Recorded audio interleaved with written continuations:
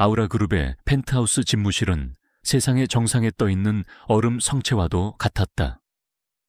미니멀리즘의 극치를 보여주는 그 공간에는 어떠한 인간적인 온기도 허락되지 않았다.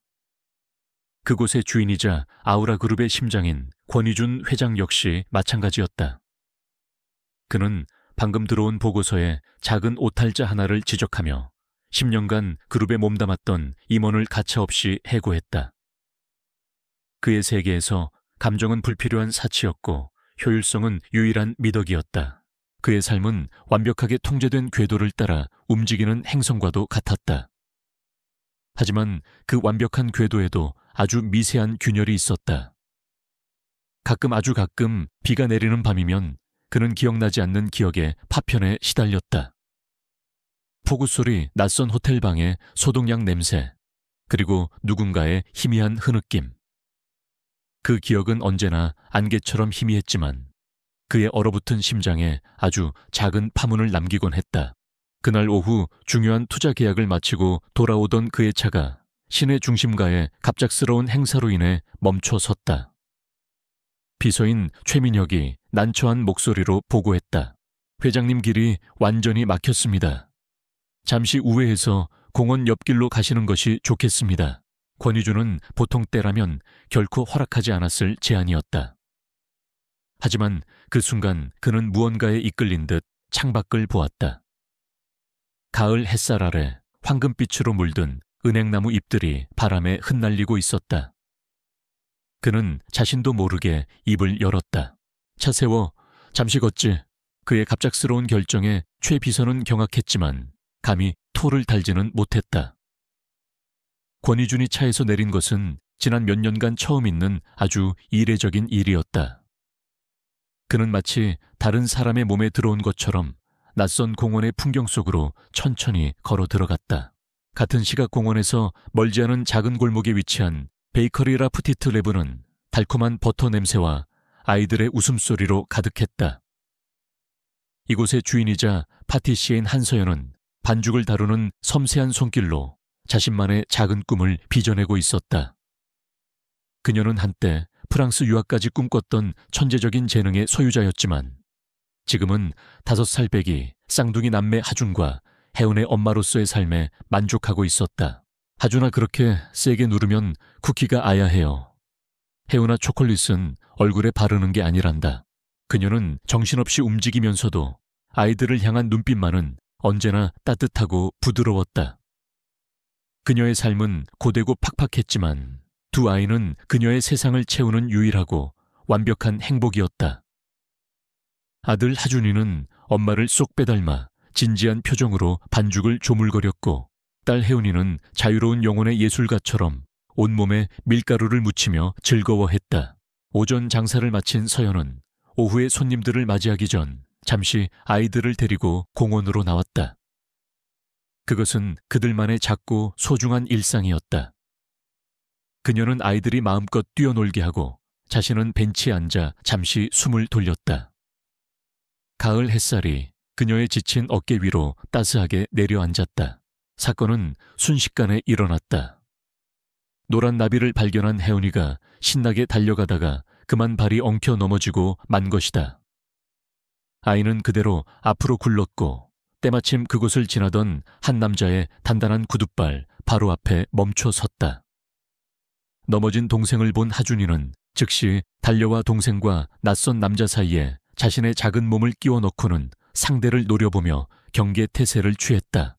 그 남자가 바로 권희준이었다. 그는 평소라면 길가의 돌멩이보다도 신경 쓰지 않았을 아이들의 소란에 그 자리에 못 박힌 듯 멈춰 섰다.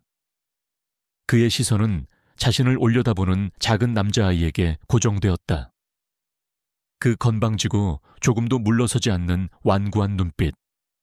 자신과 너무나도 닮아 있었다. 아니, 어린 시절의 자신을 그대로 축소해 놓은 것만 같았다. 그의 얼어붙은 심장에 아주 강렬하고 생경한 전류가 흘렀다. 그는 무릎을 굽혀 울고 있는 여자아이와 눈을 맞추었다. 그의 안에서 한 번도 느껴본 적 없는 낯선 감정이 솟아올랐다. 아이를 달래주고 싶다는, 보호해주고 싶다는 충동이었다. 괜찮니아가 그의 목소리가 자신도 모르게 한 톤 부드러워졌다. 바로 그때 한서연이 황급히 달려왔다. 그녀는 아이들을 살피느라 처음에는 남자의 얼굴을 제대로 보지 못했다. 죄송합니다. 정말 죄송합니다, 아이들이. 혜훈아, 괜찮아. 하준아, 어른한테 무례하게 굴면 못 써. 그녀는 아이들을 챙기고 나서야 남자를 향해 제대로 사과하기 위해 고개를 들었다. 그리고 그녀의 눈이 권희준의 차가운 눈과 마주쳤다. 그 순간 그녀의 머릿속에서 잊고 있던 기억의 파편이 스쳐 지나갔다. 6년 전 비가 쏟아지던 밤. 하지만 눈앞의 남자는 너무나도 달라져 있었다. 더 차갑고 더 날카롭고 더 높은 곳에 있는 사람처럼 보였다. 그녀는 고개를 저으며 그저 닮은 사람일 것이라고 생각했다. 권희준 역시 그녀의 얼굴에서 희미한 기시감을 느꼈지만 그것은 아이들에게서 느낀 강렬한 끌림에 비하면 아무것도 아니었다. 그의 모든 신경은 여전히 자신을 경계하며 동생을 보호하고 있는 작은 남자아이에게 쏠려 있었다. 서연은 당황하며 아이들의 손을 잡고 서둘러 그 자리를 떠났다. 권희준은 마치 마법에 걸린 사람처럼 그들이 사라진 자리를 한참 동안이나 멍하니 바라보고 있었다. 그의 등 뒤로 황금빛 은행잎들이 소리 없이 흩날렸다. 다시 차에 올라탄 그는 아무 말도 하지 않았다. 최 비서가 조심스럽게 다음 일정을 보고했지만 그의 귀에는 아무것도 들리지 않았다. 그는 자신의 가슴에 손을 얹었다. 그곳에는 아주 오랫동안 잊고 지냈던 미세한 온기가 남아있었다. 그의 완벽하고 차가운 세계에 아주 작지만 강력한 두 개의 균열이 생겨난 것이다. 그는 알아야만 했다. 그 아이들이 누구인지, 그리고 왜 자신의 심장이 이렇게 반응하는지. 권희준의 집무실로 돌아온 후에도 그의 머릿속은 온통 공원에서 만난 아이들의 모습으로 가득 차 있었다. 특히 자신을 노려보던 그 작은 남자아이의 눈빛이 뇌리에서 떠나지 않았다. 그것은 단순한 호기심이나 우연의 일치로 치부해버리기에는 너무나도 강렬한 근원적인 끌림이었다. 그는 평생을 이성과 논리로 살아온 사람이었지만 생전 처음으로 자신의 통제력을 벗어나는 감정의 파도에 휩쓸리고 있었다. 그는 결국 참지 못하고 비서 최민혁을 호출했다. 최 비서는 권희준의 그림자처럼 그의 모든 것을 오차없이 수행하는 유능한 인재였다. 어제 공원에서 마주쳤던 여자와 아이들. 어떤 수단을 써서라도 좋으니 그들에 대한 모든 것을 알아내. 누구에게도 알려서는 안 돼. 극비리에 진행하도록. 권희준의 뜬금없는 명령에 최 비서는 잠시 당황했지만 이내 표정을 감추고 고개를 숙였다. 회장이 사적인 일로 그것도 이토록 감정적인 기색을 내비치며 무언가를 지시한 것은 처음 있는 일이었다. 그는 조용히 집무실을 나와 아우라 그룹의 막강한 정보력을 동원하여 보이지 않는 조사를 시작했다. 한편 한서연의 작은 베이커리 라프티트 랩은 여느 때와 같이 분주했다. 그녀는 공원에서의 일을 애써 잊으려 하며 반죽에 집중했다. 하지만 그 남자의 차갑고 날카로운 눈빛이 자꾸만 떠올라 마음이 복잡했다. 그 눈빛은 6년 전 그녀의 인생을 송두리째 바꿔놓았던 그날 밤의 기억을 희미하게 건드리고 있었다. 그녀는 고개를 저으며 잡념을 떨쳐내려 애썼다. 과거는 과거일 뿐이었다. 지금 그녀에게는 지켜야 할 아이들이 있었다. 바로 그때 가게의 낡은 전화기가 요란하게 울렸다. 전화를 건 곳은 놀랍게도 아우라 그룹의 기획팀이었다. 최근 그녀의 가게를 방문했던 유명 음식 평론가의 블로그를 보고 연락했다는 것이었다. 그들은 다가오는 주말에 열릴 그룹의 신제품 론칭 파티에 모든 디저트를 그녀의 베이커리에 맡기고 싶다고 했다. 그것은 작은 동네 빵집으로서는 상상조차 할 수 없는 인생을 바꿀 수도 있는 거대한 제안이었다. 서연은 처음에는 기쁨과 흥분을 감출 수 없었다. 이 계약만 성사시키면 아이들에게 더 좋은 환경을 만들어줄 수 있을 터였다. 하지만 아우라 그룹이라는 이름이 그녀의 심장을 차갑게 식혔다. 공원에서 마주쳤던 그 남자의 회사가 아니던가. 그녀는 운명의 장난 같은 이 상황 앞에서 망설였다. 그 제안을 받아들이는 것은 그녀가 6년간 필사적으로 도망쳐온 과거와 정면으로 마주해야 한다는 것을 의미했다. 하지만 그녀는 아이들의 얼굴을 떠올렸다. 그녀는 더 이상 혼자가 아니었다. 그녀는 두 아이의 엄마였다. 그녀는 잠시 숨을 고른 뒤 떨리는 목소리로 대답했다. 네, 알겠습니다. 제가 하겠습니다. 그녀의 수락은 멈춰있던 운명의 톱니바퀴를 다시 움직이게 만드는 계기가 되었다. 그날 밤 서연과 이주는 각자의 공간에서 똑같은 기억의 파편에 시달려야 했다. 6년 전 폭우가 쏟아지던 어느 여름밤. 최고의 파티시에를 꿈꾸던 유학생 서연은 학비를 벌기 위해 최고급 호텔의 연회장에서 아르바이트를 하고 있었다. 하지만 그녀는 VIP 고객의 지갑을 훔쳤다는 억울한 누명을 쓰게 되었다. 진짜 범인은 당시 권희준의 약혼녀였던 윤책영이었지만 그녀는 모든 죄를 서연에게 뒤집어 씌웠다. 서연은 해고당할 위기 속에서 절망에 빠져 호텔의 비상계단에서 홀로 눈물을 흘리고 있었다. 같은 시각 권희준은 아버지의 강요로 참석한 약혼식 자리에서 숨막히는 압박감을 느끼고 있었다. 그는 정략 결혼의 희생양이 되어 자신의 삶을 통째로 저당 잡히고 싶지 않았다. 누군가 아마도 윤채경 측 사람이었을 것이다.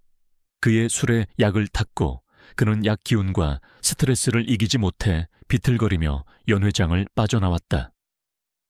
그는 비상계단으로 들어섰고 그곳에서 절망에 빠져 울고 있던 서연과 마주쳤다.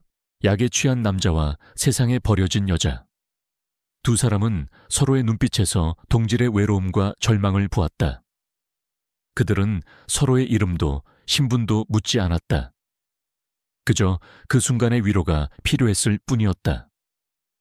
하룻밤의 불장난이 아니었다. 그것은 상처 입은 두 영혼이 서로를 잠시나마 끌어안았던 아주 짧고 강렬한 만남이었다. 다음 날 아침 서연은 수치심과 두려움에 사로잡혀 그가 깨기 전에 도망치듯 호텔을 빠져나왔다. 이주는 지독한 숙취와 함께 바닐라 향기만이 희미하게 남은 텅 빈 침대에서 깨어났다. 다시 현재 최 비서가 조사 결과를 가지고 권희준의 집무실로 들어왔다. 찾았습니다, 회장님. 여자의 이름은 한서연. 작은 베이커리를 운영하고 있습니다. 아이들은 권하준, 권혜원. 5살짜리 일란성 쌍둥이입니다. 최 비서는 잠시 망설이다가 결정적인 보고를 덧붙였다. 그리고 저희가 이번 론칭 파티의 디저트 업체로 선정한 곳이 바로 한서연 씨의 베이커리입니다. 권희준의 몸이 그 자리에 얼어붙었다. 너무나도 기가 막힌 우연의 일치였다. 공원의 여자 기억 속의 여자, 그리고 파티의 파티시에. 모든 것이 한 사람을 가리키고 있었다. 그리고 아이들의 나이 5살. 그의 머릿속에서 6년 전 그날 밤과 5년이라는 시간이 정확하게 맞아떨어졌다. 그는 최 비서가 내민 파일 속 한서연의 사진을 보았다. 그의 차가운 표정에 처음으로 균열이 가기 시작했다. 기억 속에서 희미했던 바닐라 향기가 마치 현실처럼 그의 코끝을 강하게 스쳐 지나갔다. 그는 이제 단순한 호기심을 넘어선 거대한 진실의 폭풍 앞에 서 있음을 직감했다. 그의 완벽했던 세계가 송두리째 흔들리기 시작하고 있었다. 아우라 그룹의 신제품 론칭 파티가 열리는 날, 서울의 밤은 그 어느 때보다 화려하게 빛났다.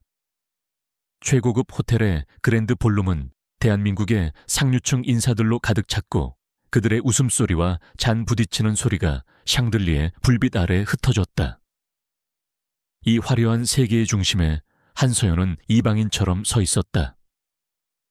그녀의 앞에는 그녀가 며칠 밤을 세워 만든 예술 작품과도 같은 디저트들이 진열되어 있었다. 그녀는 오늘만큼은 두 아이의 엄마가 아닌 파티시에 한서연으로 이 자리에 섰다. 아이들은 어쩔 수 없이 함께 데려왔지만 행사장 구석의 직원 휴게실에 얌전히 있겠다고 약속한 후였다. 그녀는 긴장으로 딱딱하게 굳은 어깨를 애써 펴고 자신의 디저트에 대한 손님들의 찬사를 들으며 잠시나마 잊고 있던 자부심을 느꼈다. 그녀의 꿈이 완전히 죽지는 않았음을 확인하는 순간이었다. 권희주는 파티의 주인공이었지만 그의 영혼은 이 자리에 없었다. 그는 기계적으로 손님들과 인사를 나누고 의미 없는 대화를 이어갔지만 그의 시선은 계속해서 디저트 테이블 쪽을 향하고 있었다. 그곳에 있는 한서연. 6년 전 기억의 파편 속 그녀와 공원에서 만났던 아이들의 엄마인 그녀. 그리고 오늘 아우라 그룹을 위해 디저트를 만든 파티시에인 그녀. 모든 조각들이 기묘하게 얽혀 그의 머릿속을 헤집고 있었다. 그의 곁에는 약혼 여인 윤채경이 그림자처럼 붙어 있었다. 그녀는 우아한 미소를 지으며 완벽한 안주인의 역할을 해내고 있었지만 권희준의 미세한 심리 변화를 놓치지 않았다. 그의 시선이 유독 한 곳에 오래 머문다는 것을. 그녀의 질투심 많은 감각이 날카롭게 곤두섰다. 그녀는 권희준의 시선이 향하는 곳에 있는 초라하지만 당당해 보이는 파티시에를 눈여겨보기 시작했다. 사건은 아이들이 지루함을 참지 못하고 휴게실을 몰래 빠져나오면서 시작되었다. 아이들은 엄마의 화려한 작품들을 구경하고 싶었을 뿐이었다. 거대한 크로캉부슈 타워 앞에서 감탄하고 있을 때 술에 취한 한 손님이 비틀거리며 아이들이 있던 테이블에 부딪혔다. 테이블이 흔들리며 수백 개의 슈크림으로 만들어진 타워가 금방이라도 무너질 듯 위태롭게 기울었다. 이어메어 서연이 비명을 지르며 타워 쪽으로 몸을 날렸다. 하지만 그녀보다 더 빠른 사람이 있었다. 파티 내내 그쪽을 주시하고 있던 권희준이었다. 그는 번개와도 같은 속도로 움직여 쓰러지기 직전에 크로캉부슈 타워를 한 손으로 아슬아슬하게 받쳐냈다. 그 과정에서 그의 손이 타워를 잡으려던 서연의 손등을 스쳤다. 짧은 접촉이었지만 두 사람 모두에게는 강렬한 전율이 흘렀다. 주변이 순식간에 소란스러워졌다. 서연은 당황하여 어쩔 줄 몰라 했고 권희준은 무너진 디저트보다 자신의 발치에서 겁에 질린 표정으로 서 있는 두 아이에게 시선을 고정했다. 그는 천천히 몸을 낮춰 자신을 경계심 가득한 눈으로 올려다보는 남자아이와 눈을 맞췄다. 이름이 뭐지? 그의 목소리는 낮고 위압적이었다. 하지만 아이는 주눅 들지 않았다. 하준이는 동생 혜운이를 자신의 등 뒤로 숨기며 아빠가 될 남자를 향해 똘망똘망하게 대답했다. 한하준이에요. 한하준. 그 이름을 듣는 순간 권희준은 더 이상 의심할 수 없었다. 눈앞의 아이는 자신의 과거이자 현재였다. 그는 고개를 들어 서연을 바라보았다. 그녀의 눈동자가 공포와 혼란으로 심하게 흔들리고 있었다. 우리 얘기 좀 해야겠군. 권희준의 목소리에는 거부할 수 없는 힘이 실려 있었다. 서연은 아이들을 자신의 뒤로 끌어당기며 필사적으로 상황을 벗어나려 했다. 그녀의 심장이 미친 듯이 뛰고 있었다. 6년간 지켜온 그녀의 작은 성이 바로 이 남자 앞에서 무너져 내리고 있었다. 이 모든 광경을 윤채경은 멀리서 빠짐없이 지켜보고 있었다. 그녀는 권희준이 아이들에게 보인 그 낯선 눈빛을, 그리고 한서연과 그 사이에 흐르는 폭풍 전야와도 같은 기류를 똑똑히 보았다. 그녀의 머릿속에서 6년 전 호텔에서의 일이 섬광처럼 스쳐 지나갔다. 지갑을 훔쳤다고 자신이 누명을 씌웠던 그 하찮은 아르바이트생. 그녀의 이성이 분노와 질투로 마비되었다. 그녀는 직감했다. 저 아이들은 자신의 자리를, 자신의 미래를 위협할 가장 끔찍한 존재들이라는 것을. 그녀는 우아한 미소 뒤에 칼날 같은 증오를 숨긴 채 조용히 자신의 아버지가 심어놓은 해결색에 다가갔다. 저 파티시에 한서연이라는 여자에 대해 알아봐. 과거부터 현재까지 먼지 하나까지 전부. 깨끗한 여자처럼 보이지만 분명 더러운 구석이 있을 테니까. 만약 없다면 만들어서라도 가져와. 파티는 계속되었지만 세 사람의 세계는 이미 멈춰버렸다. 서연은 아이들을 데리고 도망치듯 파티장을 빠져나갔다. 권희주는 무너진 디저트 타워 앞에 선 채 주체할 수 없는 감정의 소용돌이에 휩싸여 있었다. 그리고 윤채경은 그들을 바라보며 자신의 앞길을 막는 모든 것을 파괴해버릴 잔혹한 계획을 세우기 시작했다.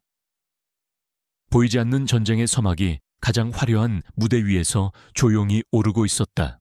파티가 끝난 다음 날 윤채경의 세상은 질투라는 검은 그림자에 잠식되었다.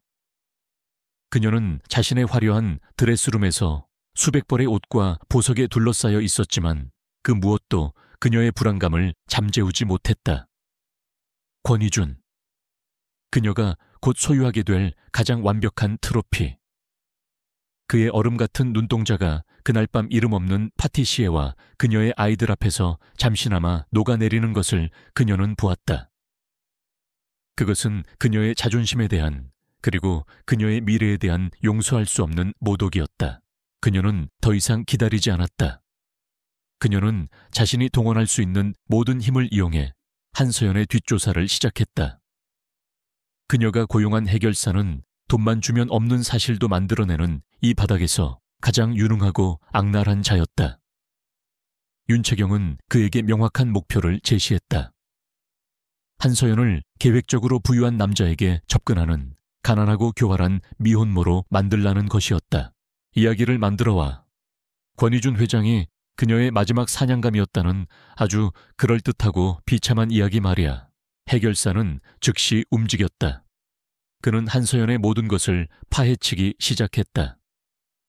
그녀의 빡빡한 재정 상태 아이들이 태어난 이후로는 어떠한 연애 관계도 없었다는 깨끗한 사생활. 하지만 그에게 진실은 중요하지 않았다. 그는 없는 사실을 만들어냈다. 서연이 과거 여러 남자와 복잡한 관계를 가졌다는 거짓 증인들을 매수했고 그녀가 아우라 그룹 근처에 빵집을 연 것을 마치 계획적으로 권희준에게 접근하기 위한 스토킹의 증거인 것처럼 포장했다. 하나의 거짓말이 또 다른 거짓말을 낳으며 한서연을 향한 악의적인 이야기는 서서히 그 형태를 갖추어가고 있었다. 윤채경은 그 더러운 보고서를 읽으며 만족스러운 미소를 지었다. 이제 이 이야기를 터뜨릴 가장 효과적인 시기만 기다리면 되었다. 같은 시각 권희준 역시 자신만의 전쟁을 치르고 있었다. 그는 도저히 일에 집중할 수가 없었다. 하나준. 그 아이의 얼굴이 그리고 자신과 똑 닮은 그 눈빛이 그의 모든 사고를 마비시켰다. 그의 논리적인 세계는 난생 처음으로 겪는 이 강력한 직감 앞에서 속수무책으로 흔들리고 있었다.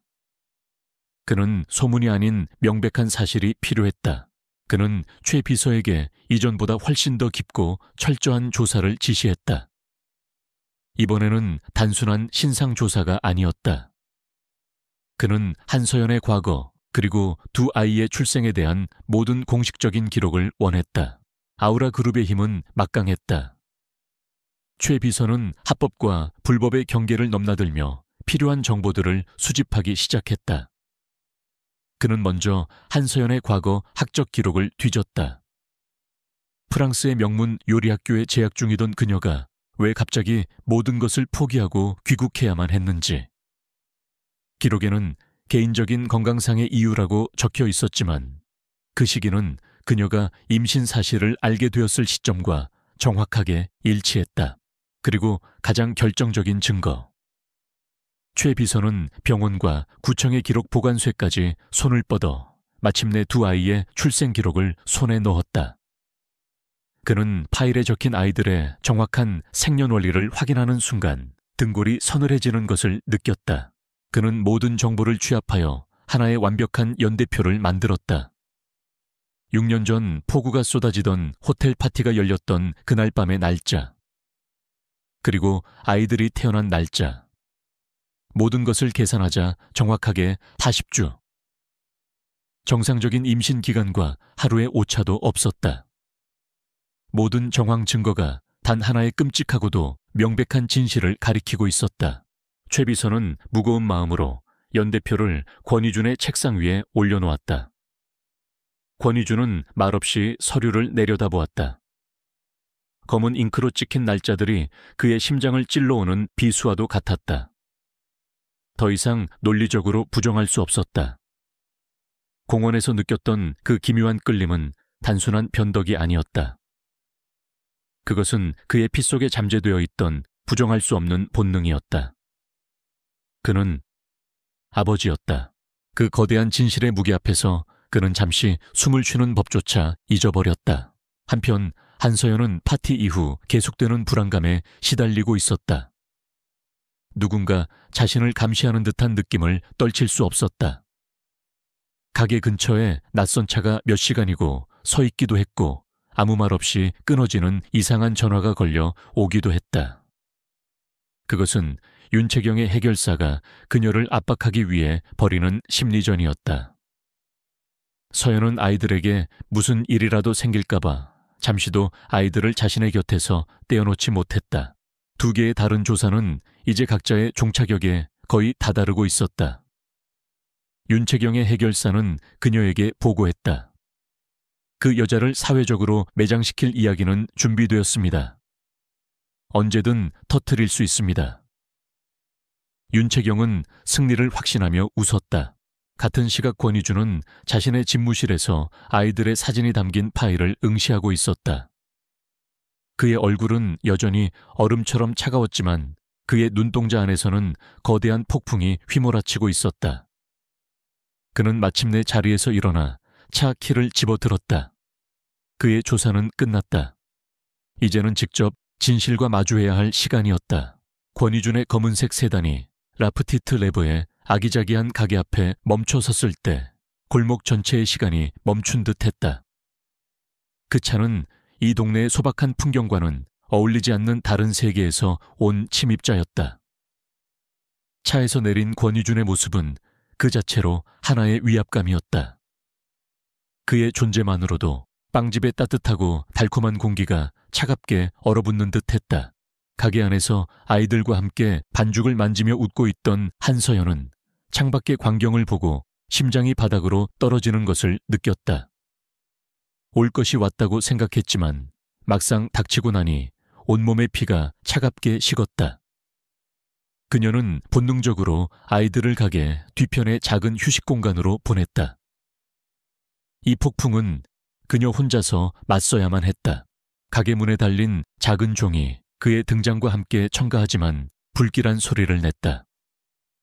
권희주는 가게 안으로 들어서며 잠시 익숙한 바닐라 향기에 미간을 찌푸렸다. 그는 어떠한 인사도 어떠한 서론도 없이 곧바로 본론으로 들어갔다.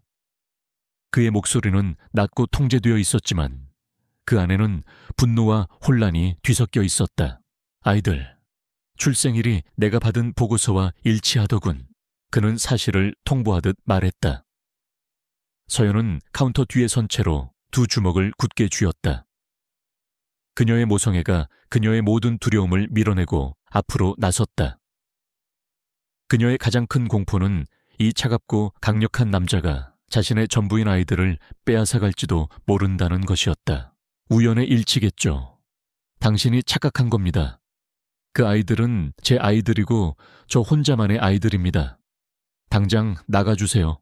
그녀의 목소리는 떨리고 있었지만 그녀의 눈빛만은 조금도 굽히지 않았다. 그녀의 그 완고한 눈빛은 권희준의 분노에 더욱 불을 지폈다. 우연 당신이 프랑스에서 최고의 학교를 그만둔 시기, 그리고 아이들이 태어난 시기. 이 모든 것이 우연일까? 6년 전 그날 밤 당신은 왜 말없이 사라졌지? 왜 내 아이들을 6년 동안이나 숨겨온 거냐고 묻고 있잖나. 그의 목소리가 격앙되자 서연 역시 참지 않고 맞받아쳤다. 나의 아이들이라고요. 당신은 그날 밤의 낯선 남자일 뿐이었어요. 당신이 내 인생을 어떻게 망쳐놓았는지 알기나 해요. 나는 당신을 잊고 내 힘으로 아이들을 지키며 살아왔어요. 이제 와서 무슨 권리로 내 아이들 앞에 나타나 아버지 행세를 하려는 거죠. 두 사람의 상처 입은 시선이 허공에서 부딪혔다. 그는 그녀가 자신의 아이들을 숨겼다는 기망함에 분노했고 그녀는 그가 자신의 평화로운 삶을 파괴하려 한다는 공포에 사로잡혔다. 같은 기억을 가졌지만 너무나도 다른 입장이었다. 좁은 주방 안에서 과거의 상처와 현재의 분노가 거대한 폭풍처럼 휘몰아쳤다. 그녀의 완강한 부인의 감정적인 소모를 경멸하는 권위주는 마지막 카드를 꺼내 들었다. 그것은 그의 세계에서 모든 것을 증명하는 가장 확실한 방법이었다. 좋아. 당신이 떳떳하다면 유전자 검사를 거부할 이유는 없겠지. 유전자 검사. 그 말은 서연에게 사형 선고처럼 들렸다. 그것은 그녀가 결코 이길 수 없는 명백한 진실의 증거였다. 그녀의 얼굴이 새하얗게 질렸다. 그녀의 동요를 본 권위주는 그녀의 거부가 곧 자백이라고 확신했다. 그는 더욱 차갑게 말했다. 순순히 협조하는 게 좋을 거야. 그렇지 않으면 변호사와 법정에서 만나게 될 테니까. 어떤 방법을 쓰든 나는 진실을 알아내고야 말겠어. 그는 그 말을 남기고 돌아섰다. 가게 문에 달린 종이 다시 한번 울리며 그의 퇴장을 알렸다. 그의 거대한 그림자가 사라진 가게 안에는 지독한 침묵만이 남았다. 바로 그 시각 윤채경은 한 호텔의 스위트룸에서 자신이 매수한 파워 블로거와 해결사를 만나고 있었다. 그녀는 우아하게 찻잔을 내려놓으며 차가운 미소와 함께 명령했다. 이제 시작해. 인터넷에 그 여자의 가게에 대한 끔찍한 후기를 올려. 위생이 불결하고 식중독에 걸릴 뻔했다는 식으로. 그리고 동시에 그녀가 돈 많은 남자들만 노리는 파렴치한 여자라는 소문을 커뮤니티에 퍼뜨려. 권위준이 이성을 되찾기 전에 그 여자의 사회적 평판을 완전히 끝장내버려. 권위준이 떠난 후 서연은 주방 바닥에 주저앉아 오열했다. 그녀가 필사적으로 지켜온 작은 세계가 산산조각 나고 있었다. 그녀의 울음소리를 들은 아이들이 뒷방에서 달려나와 그녀를 꼭 껴안았다. 엄마 울지 마세요. 아이들의 작고 따뜻한 위로에 서연은 눈물을 닦고 일어섰다. 그녀의 눈에 더 이상 두려움은 없었다. 대신 아이들을 지키기 위한 강철 같은 결의가 가득 차 있었다. 그가 전쟁을 원한다면 기꺼이 상대해 주리라. 그녀가 아이들을 품에 안고 마음을 다잡는 순간 그녀의 휴대폰이 짧게 진동했다. 화면에는 방금 막 올라온 한 블로그 게시물에 알림이 떠 있었다. 매력적인 동네 빵집 라프티트 레브에 숨겨진 끔찍한 진실. 권위준이 그녀의 작은 주방에 남기고 간 폭풍은 끝났지만 그녀의 인생 전체를 집어삼킬 더 거대하고 잔인한 폭풍이 이제 막 시작되고 있었다. 한서연의 작은 빵집을 향한 온라인상의 마녀 사냥은 걷잡을 수 없는 불길처럼 번져나갔다. 윤채경이 심어놓은 악의적인 블로그 게시물은 순식간에 수십 개의 온라인 커뮤니티로 퍼져나갔고 자극적인 제목의 기사들이 양산되기 시작했다. 가게의 평점은 하룻밤 사이에 최하점으로 곤두박질 쳤고 댓글창에는 그녀를 향한 온갖 끔찍한 욕설과 비난이 가득했다. 가게 전화는 쉴 새 없이 울렸다. 예약 주문을 취소하는 전화, 그리고 정체를 숨긴 채 욕설을 퍼붓는 전화였다. 빵집 앞에는 기자들과 악의적인 유튜버들이 진을 치고 그녀의 모습을 카메라에 담으려 혈안이 되어 있었다. 그녀의 작은 꿈과 행복이 담겨있던 공간은 이제 그녀를 가두는 감옥이자 세상의 모든 손가락질이 향하는 표적이 되어버렸다. 서연은 가게 문을 닫아 걸고 아이들을 품에 안은 채 속수무책으로 이 모든 폭력을 견뎌내야 했다. 같은 시각 권위주는 자신만의 폭풍 후 한가운데에 서 있었다. 그는 한서연의 완강한 거부에 결국 자신만의 방식으로 진실을 확인하기로 했다. 그는 초의 비서를 통해 파티장에서 아이들이 사용했던 컵을 몰래 수거했다. 그것은 그의 기준에서도 비겁한 방식이었지만 그는 진실을 확인하기 위해서라면 수단과 방법을 가릴 필요가 없다고 생각했다. 그는 국내 최고의 유전자 감식기관에 직접 시료를 의뢰했다. 결과는 하루 만에 나왔다. 그의 집무실에 배달된 얇은 서류 봉투. 그 안에는 그의 남은 인생을 통째로 뒤흔들 진실이 담겨 있었다. 그는 떨리는 손으로 봉투를 열었다. 서류의 마지막 줄에 적힌 문장이 그의 심장을 꿰뚫었다. 부건 확률 99.99%. 의심의 여지가 없었다. 그는 아버지였다. 그의 머릿속이 하얗게 비는 듯했다. 거대한 혼란과 함께 여러 가지 감정이 한꺼번에 몰아쳤다. 첫 번째는 분노였다. 그녀가 감히 6년 동안이나 자신의 아이들을 숨기고 자신을 기만했다는 사실에 대한 참을 수 없는 분노. 두 번째는 당혹감이었다. 아버지. 그에게는 너무나도 낯설고 어색한 단어. 이제 무엇을 어떻게 해야 하는가. 하지만 그 모든 감정들을 뚫고 그의 가장 깊은 곳에서부터 아주 원초적이고 강력한 본능이 솟아올랐다. 그것은 자신의 핏줄에 대한, 자신의 아이들에 대한 강력한 소유욕과 책임감이었다.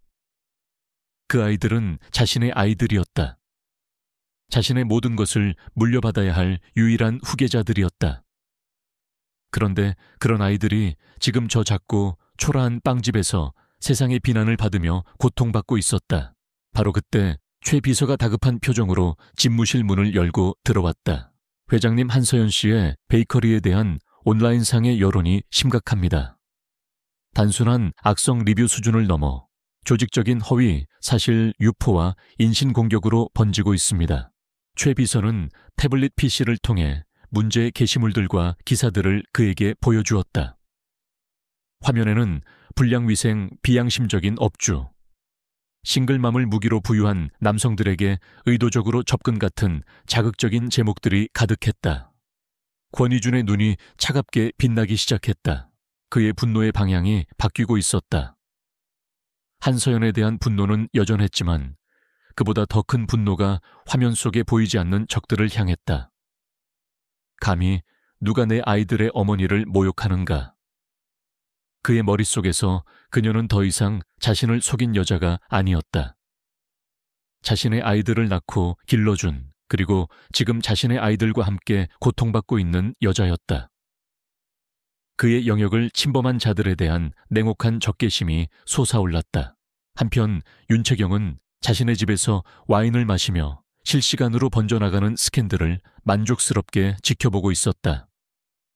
그녀의 계획은 완벽했다. 한서연의 평판은 이제 회복 불가능할 정도로 망가졌다. 곧 권희준도 저 더러운 여자에게 완전히 정이 떨어지게 될 것이고 모든 것은 다시 제자리로 돌아올 것이라고 그녀는 확신했다. 그녀는 권희준이라는 남자의 예측, 불가능한 부성애를, 그리고 자신의 오만함이 불러올 끔찍한 결과를 전혀 예상하지 못하고 있었다. 권희준의 집무실. 그는 책상 앞에 선 채 한 손에는 자신의 혈연을 증명하는 유전자 검사 결과지를, 다른 한 손으로는 그의 아이들의 어머니를 겨냥한 비난의 화살들을 내려다보고 있었다. 그의 안에서 두 개의 거대한 감정이 충돌했다. 그녀를 향한 분노와 그녀를 지켜야 한다는 본능. 오랜 침묵 끝에 그는 결정을 내렸다. 그는 인터폰을 눌러 그룹의 법무팀을 호출했다. 그의 목소리는 이전보다 훨씬 더 차갑고 단단했다. 지금부터 한서연 씨와 관련된 모든 허위, 사실, 유포자 악성 댓글 작성자들을 추적해 단 한 명도 빠짐없이 내가 동원할 수 있는 모든 법적 수단을 동원해서 고소하도록. 이건 전쟁이야.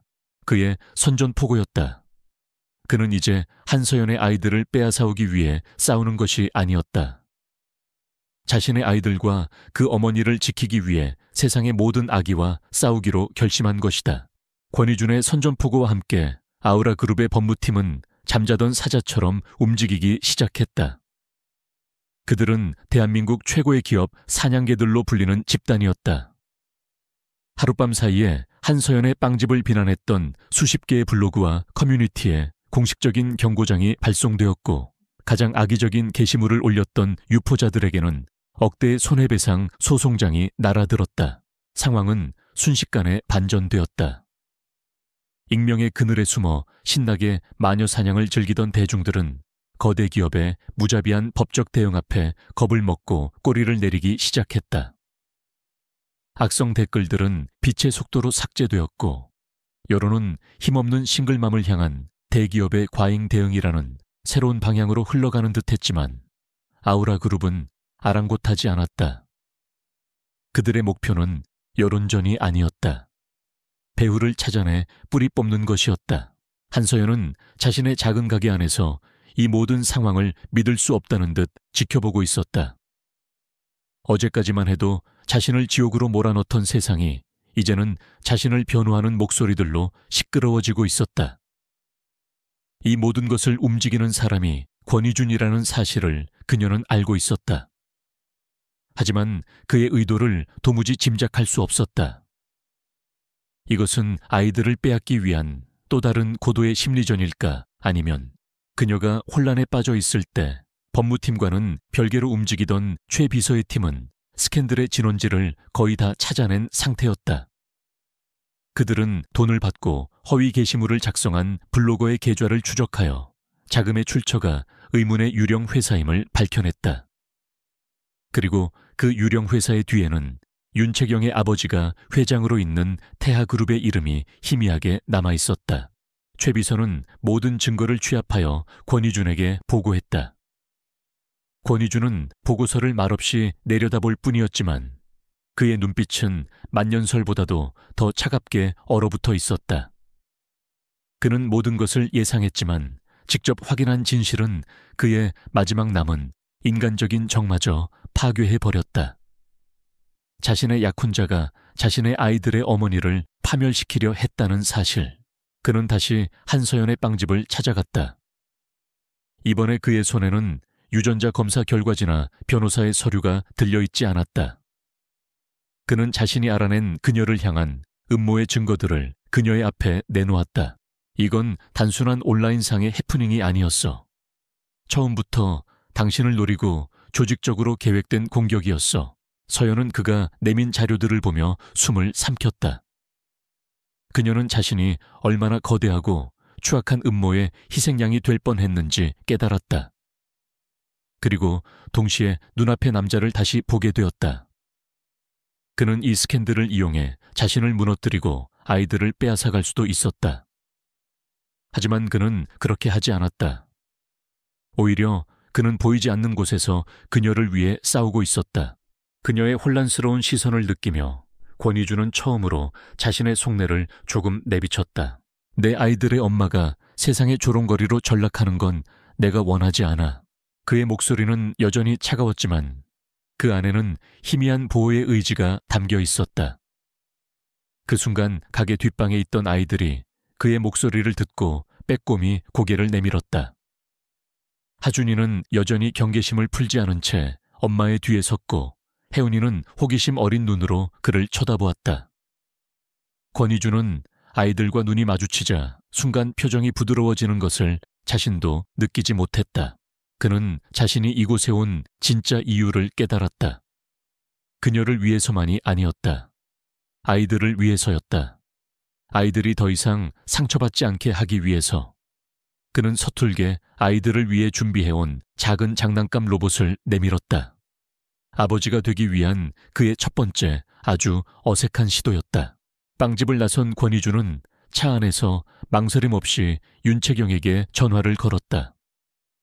그녀는 아무것도 모른다는 듯 명랑한 목소리로 전화를 받았다. 이준 씨 웬일이에요? 내 아이들의 어머니에 대한 불미스러운 사건이 있었더군. 조사해보니 당신 아버지 회사와 관련된 유령 회사가 연루되어 있던데.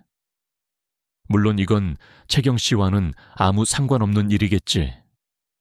당신이 잘 해결해 줄 수 있을 거라고 믿어. 그의 목소리는 얼음처럼 차가웠지만 그 내용은 명백한 경고이자 위협이었다. 나는 모든 것을 알고 있다. 여기서 멈추지 않으면 너를 파괴해버리겠다. 수화기 너머에 윤채경이 숨을 삼키는 소리가 들렸다. 그녀는 자신이 건드려서는 안 될 것을 건드렸음을, 그리고 권희준이라는 남자를 너무나도 얕잡아 보았음을 깨달았다. 그날 저녁 한서연의 빵집 앞에 아우라그룹의 최고급 식자재를 실은 트럭이 멈춰 섰다. 배달된 상자 안에는 발신인의 이름이 적혀 있지 않은 작은 메모가 하나 들어 있었다. 아이들을 위해. 서연은 그 짧은 메모를 한참 동안이나 내려다보았다. 그녀는 여전히 그가 두려웠고 그의 힘이 무서웠다. 하지만 그 두려움과 함께 아주 미세한 다른 감정이 피어오르기 시작했다. 그것은 아마도 꽁꽁 얼어붙은 빙벽이 녹기 시작하며 내는 아주 작은 균열의 소리였을 것이다. 아우라 그룹의 법적 대응으로 온라인상의 마녀 사냥은 잦아들었지만 불길은 다른 곳으로 옮겨 붙었다. 이제 언론과 대중의 관심은 누가 그녀를 비호하는가, 그리고 아이들의 아버지는 누구인가로 쏠리기 시작했다. 파파라치들이 하이에나처럼 그녀의 빵집 주변을 맴돌았고 아이들이 다니는 유치원 근처까지 카메라를 든 그림자들이 나타났다. 그녀의 삶은 또 다른 형태의 지옥이 되어가고 있었다. 권위주는 이 모든 상황을 실시간으로 보고받고 있었다. 자신의 아이들이 정체를 알 수 없는 낯선 자들의 카메라 렌즈에 노출되고 있다는 사실에 그는 참을 수 없는 분노를 느꼈다. 그는 더 이상 한서연과 아이들을 저 위험하고 무방비한 곳에 내버려 둘 수 없다고 판단했다. 그는 그들을 자신의 통제와 보호가 가능한 영역 안으로 데려와야만 했다. 그는 다시 한번 서연의 빵집을 찾았다. 이번에는 위협이나 요구가 아닌 제안을 하기 위해서였다. 나와 함께 갑시다. 당신과 아이들이 안전하게 머물 수 있는 곳이 있어. 파파라치도 그 어떤 위협도 닿지 않는 곳이야. 그가 제안한 곳은 그의 개인 소유의 철통 같은 보안을 자랑하는 고급 아파트였다. 하지만 서연에게는 그것이 사자의 굴로 들어가는 것처럼 느껴졌다. 그녀는 그의 제안을 단호하게 거절했다. 그녀의 마지막 남은 자존심이자 아이들을 지키기 위한 방어선이었다. 당신의 도움은 필요 없어요. 우리 세 식구, 우리 힘으로 괜찮아요. 그녀의 완강한 태도에 권위주는 처음으로 힘이 아닌 설득을 시도했다. 그는 자신의 경호팀이 찍은 사진들을 그녀의 앞에 내밀었다. 사진 속에는 유치원 담벼락 뒤에 숨어 망원 렌즈로 아이들을 촬영하고 있는 파파라치의 모습이 담겨 있었다. 이건 더 이상 당신과 나 우리 둘만의 문제가 아니야. 아이들의 안전에 대한 문제야. 저 아이들은 사냥감처럼 쫓기며 살아서는 안 돼. 당신 이곳에서 아이들에게 평범한 어린 시절을 보장해 줄 수 있나? 그의 말은 서연의 가장 아픈 곳을 찔렀다. 그녀는 아이들을 위해서라면 무엇이든 할 수 있었다. 그녀는 결국 그의 제안을 받아들일 수밖에 없었다. 아이들을 위해서, 오직 그 이유 하나만으로 그렇게 그들의 기묘한 동거가 시작되었다. 서연과 아이들이 이준의 펜트하우스로 들어온 첫날 모든 것이 어색하고 위태로웠다. 아이들은 거대한 집에 신기해했지만 서연은 황금으로 만든 새장 속에 갇힌 새처럼 불안했다. 두 사람은 한 지붕 아래 살게 되었지만 그들 사이에는 여전히 보이지 않는 거대한 빙벽이 존재했다. 권위주는 아버지가 되는 법을 몰랐다. 그는 기업을 경영하는 방식대로 아이들의 마음을 얻으려 했다. 그는 아이들의 방을 세상에서 가장 비싼 장난감들로 가득 채웠고 아이들의 하루 일과를 비서처럼 분 단위로 짜주려 했다. 하지만 아이들은 그가 사준 장난감보다 엄마와 함께 밀가루 반죽을 주무르는 것을 더 좋아했다. 그의 서툰 노력을 서연은 복잡한 심경으로 지켜보고 있었다. 그를 향한 원망과 불신 속에서도 아이들을 향한 그의 진심이 조금씩 보이기 시작했다. 그녀는 자신도 모르게 그에게 조언을 하기 시작했다. 하준이는 완성된 로봇보다 아빠와 함께 조립하는 과정을 더 원해요. 혜은이는 비싼 인형의 집이 아니라 아빠가 직접 그려주는 동화 속 공주님을 더 좋아하고요. 그녀의 조언을 들은 권위주는 처음으로 아이들과 눈을 맞추는 법을 배우기 시작했다. 어느 날 저녁 그는 복잡한 레고성을 조립하며 낑낑대는 하준이의 옆에 조용히 앉았다. 그는 아무 말 없이 아이의 작은 손을 도와 성을 완성해 나갔다. 두 사람은 1시간 동안 오직 레고에만 집중하며 완벽한 침묵 속에서 교감했다. 서로를 너무나도 닮은 아버지와 아들의 첫 번째 소통이었다. 서연은 멀리서 그 모습을 지켜보며 마음 한구석이 따뜻해지는 것을 느꼈다. 그들의 관계가 아주 조금씩 변화하고 있을 때 윤채경은 절망의 늪에 빠져들고 있었다. 그녀의 계획은 한서연을 권희준에게서 떼어놓기는커녕 오히려 그들을 한 지붕 아래 살게 만드는 최악의 결과를 낳았다. 그녀는 권희준의 마음이 자신에게서 완전히 떠났음을 직감했다. 그녀의 불안감은 광기로 변해갔고 그녀는 모든 것을 되돌릴 마지막 가장 위험한 도박을 준비하기 시작했다. 그녀는 더 이상 한서연이 아닌 두 사람을 쉬어주는 연결고리, 바로 아이들을 노리기 시작했다. 늦은 밤 아이들이 잠든 것을 확인하고 나온 서연은 거실에서 홀로 위스키를 마시고 있는 이준과 마주쳤다. 어색한 침묵 속에서 그들은 처음으로 아이들에 대한 이야기를 나누었다. 그의 서툰 질문과 그녀의 담담한 대답이 오가며 그들 사이의 빙벽이 아주 조금씩 녹아내리고 있었다. 하지만 그들은 알지 못했다. 그들의 위태로운 평화 아래에서 그들의 가장 소중한 것을 파괴하려는 끔찍한 음모가 조용히 고개를 들고 있다는 것을. 그들이 함께 살기 시작하면서 만들어진 위태로운 평화는 주말의 따스한 햇살 아래 산산조각 났다. 그날은 아이들이 처음으로 권희준을 아빠라고 부르기 시작한 날이었다. 권희준은 펜트하우스의 넓은 정원에서 난생 처음으로 아이들과 함께 공을 차고 있었다. 그의 얼굴에서는 보기 드문 부드러운 미소가 피어났고 한서연은 그 모습을 보며 이 기묘한 관계가 어쩌면 진짜 가족이 될 수도 있겠다는 작은 희망을 품었다. 하지만 그들의 행복을 지켜보는 또 다른 눈이 있었다. 윤채경은 이성을 잃고 있었다. 그녀는 아버지가 동원해 줄 수 있는 가장 전문적인 해결사들을 고용했다. 그녀의 목표는 더 이상 한서연을 쫓아내는 것이 아니었다. 그녀는 권희준에게서 가장 소중한 것을 빼앗아 그를 영원히 고통 속에 살게 만들기로 결심했다. 사건은 권희준이 잠시 중요한 업무 전화로 한눈을 판 사이에 일어났다. 그의 옛 습관이 그의 인생에서 가장 끔찍한 비극을 불러온 것이다. 전문적으로 훈련받은 괴한들은 저택의 보안 시스템의 사각지대를 정확히 파고들었다. 그들은 소리 없이 나타나 혼자 꽃을 보고 있던 혜은이를 낚아채 사라졌다. 하준이의 비명, 그리고 뒤이은 서연의 절규가 정적을 깨뜨렸을 때 모든 것은 이미 끝난 후였다. 그 순간 권희준의 세계가 무너져 내렸다. 차갑고 이성적이던 총수의 모습은 온데간데 없었다.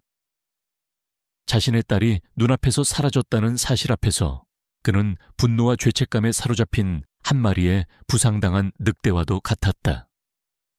서연은 충격으로 실신했고 저택은 순식간에 아비규환으로 변했다. 하지만 그의 절망은 길지 않았다. 슬픔은 곧바로 모든 것을 불태워버릴 듯한 차가운 분노로 바뀌었다. 그는 더 이상 비탄에 잠긴 아버지가 아니었다. 그는 자신의 새끼를 도둑맞은 최상위 포식자였다. 그는 즉시 비서 최민혁에게 야전 사령관처럼 명령을 내리기 시작했다. 지금부터 아우라 그룹의 모든 인적 물적 자원을 총동원한다.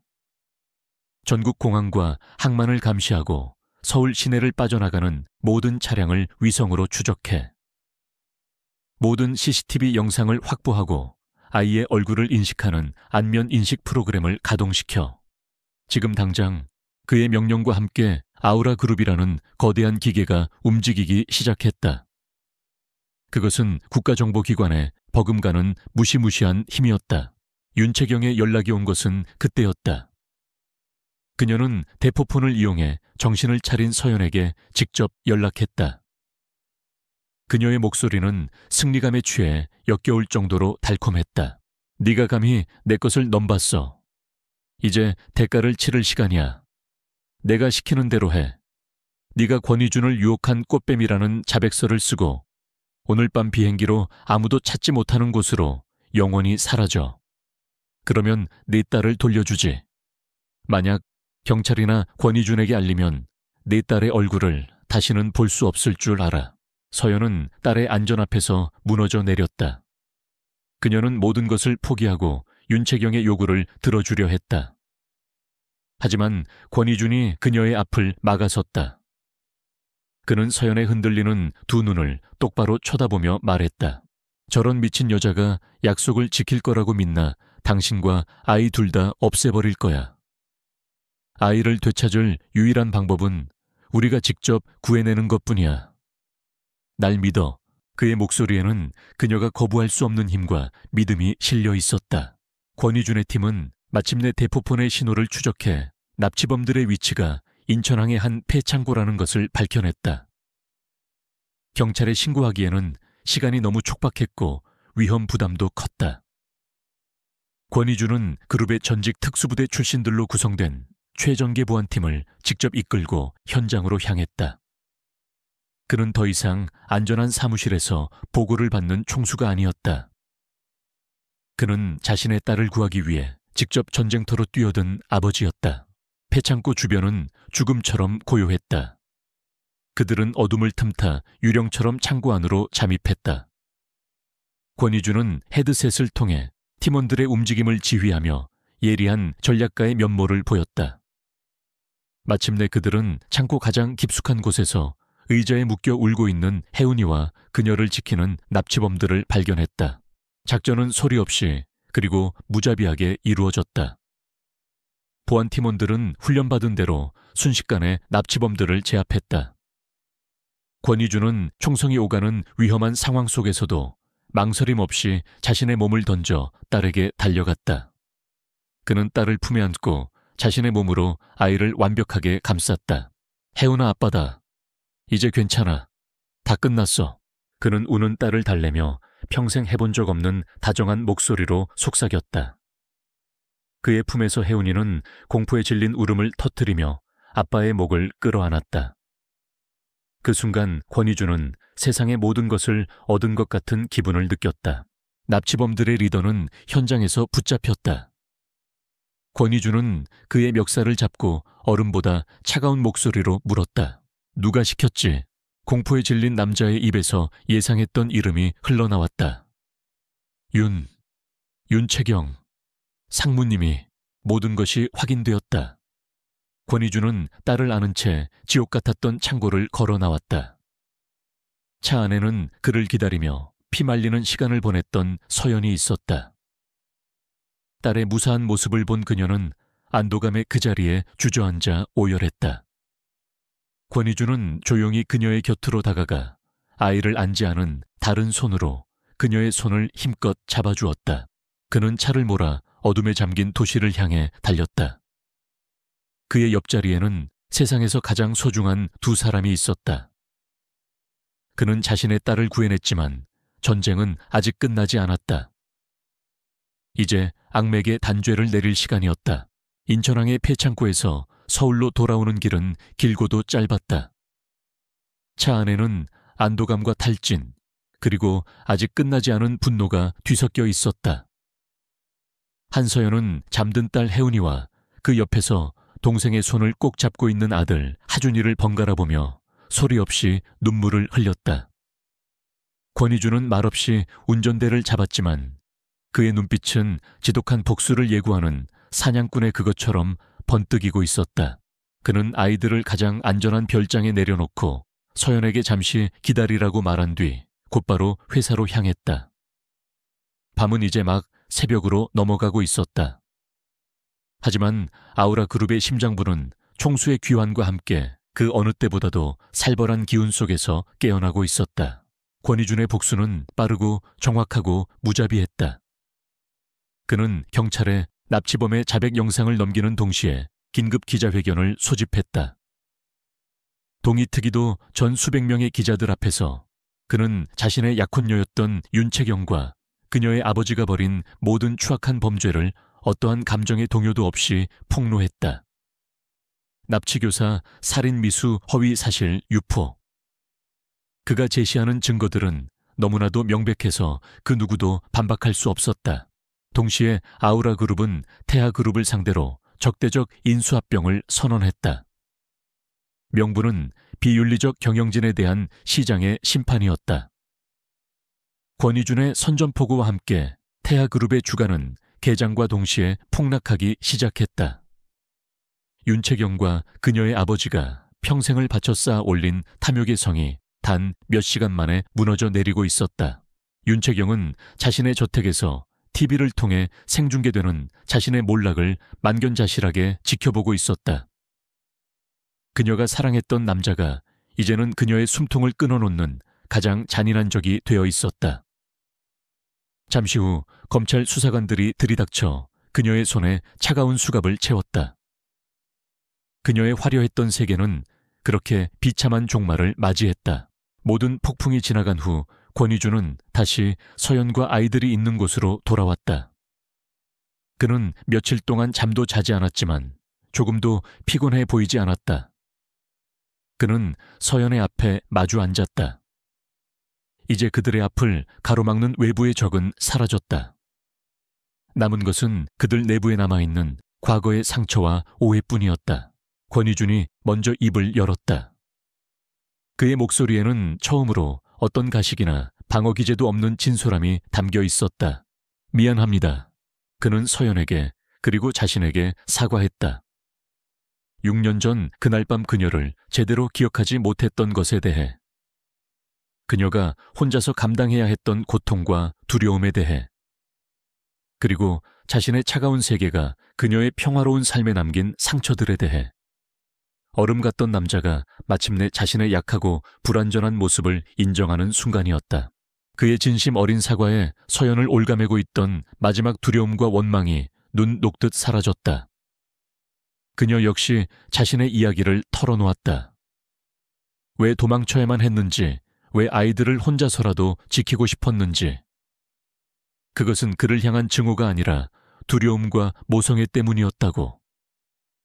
길고 길었던 오해의 밤이 지나고 마침내 두 사람 사이에 이해라는 아침이 찾아오고 있었다. 권희주는 그녀의 손을 조심스럽게 잡았다. 나는 좋은 아버지가 되는 법도 좋은 남편이 되는 법도 모릅니다. 하지만 당신과 아이들 곁에서 처음부터 하나씩 배워나가고 싶습니다. 나에게, 우리에게 진짜 가족이 될 기회를 주지 않겠소. 그의 청혼에는 화려한 보석도 거창한 약속도 없었다. 하지만 그 안에는 한 남자가 자신의 모든 것을 걸고 내미는 진심이 담겨 있었다. 서연은 눈물을 흘리며 조용히 고개를 끄덕였다. 1년 후 봄 햇살이 가득한 어느 주말 오후, 라프티트 레브는 이전보다 더 크고 환한 모습으로 손님들을 맞이하고 있었다. 가게 안에서는 웃음소리가 끊이지 않았다. 권희주는 값비싼 정장 대신 밀가루가 잔뜩 묻은 앞치마를 두른 채 아이들과 함께 케이크를 만들고 있었다. 그는 여전히 서툴렀지만 그의 얼굴에는 예전에는 결코 찾아볼 수 없었던 행복한 미소가 가득했다. 하준이는 아빠를 닮아 진지한 표정으로 과일을 올렸고, 혜은이는 엄마를 닮아 자유롭게 생크림으로 그림을 그렸다. 한서연은 그 모습을 바라보며 따뜻한 바닐라 향기 속에서 완벽한 행복을 느끼고 있었다. 한때는 서로에게 상처뿐이었던 하룻밤의 인연. 차가운 오해와 외로움 속에서 시작되었던 그들의 이야기는 이제 세상에서 가장 따뜻하고 달콤한 가족이라는 이름으로 완성되고 있었다. 그들의 작은 빵집에서는 새로운 사랑과 희망이 매일매일 맛있게 구워져 나오고 있었다.